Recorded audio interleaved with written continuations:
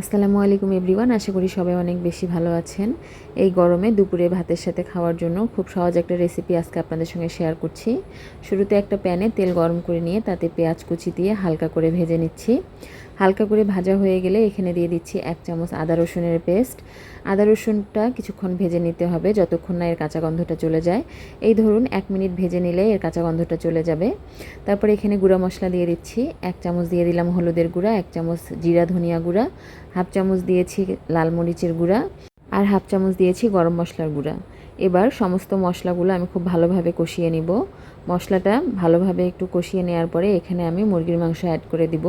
এখানে আমি আমাদের দেশি একদম পিওর যে দেশি মুরগিটা সেটা আমি নিয়েছি, আর মাংসগুলো আমি হাড় সমেত নিয়েছি।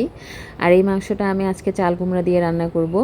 চাল কুমড়ো দিয়ে এই দেশি মুরগির মাংসটা ঝোল ঝোল করে খেতে কিন্তু খুবই মজা লাগে। এই পর্যায়ে আমি 1 চামচ লবণ দিয়েছি। লবণ আর ঝালটা কিন্তু যার যার স্বাদ অনুযায়ী আপনারা চাইলে এটা বাড়িয়ে কমিয়ে নিতে পারেন। এই পর্যায়ে আমি হাফ কাপ পানি দিয়ে দিয়েছি, আর এই পানিটা দেওয়ার পর কিন্তু অনবরত নেড়েচেড়ে মাংসটা খুব ভালোভাবে আমি কষিয়ে নিয়েছি।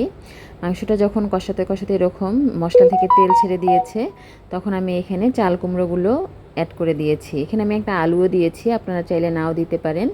চাল কুমড়োগুলো দেখতে পাচ্ছেন আমি কিন্তু একটু বড় সড়ো করেই কেটে নিয়েছি। আর এই পর্যায়ে আমি কুমড়োগুলো কিন্তু ঢেকে দিয়েছিলাম।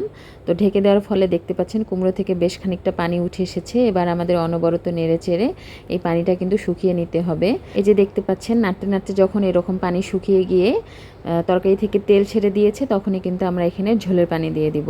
ঝোলের পানি দিয়ে ভালোভাবে নেড়ে চেড়ে দিয়ে এটা ঢেকে 5 মিনিট আমাদের জাল করে নিতে হবে।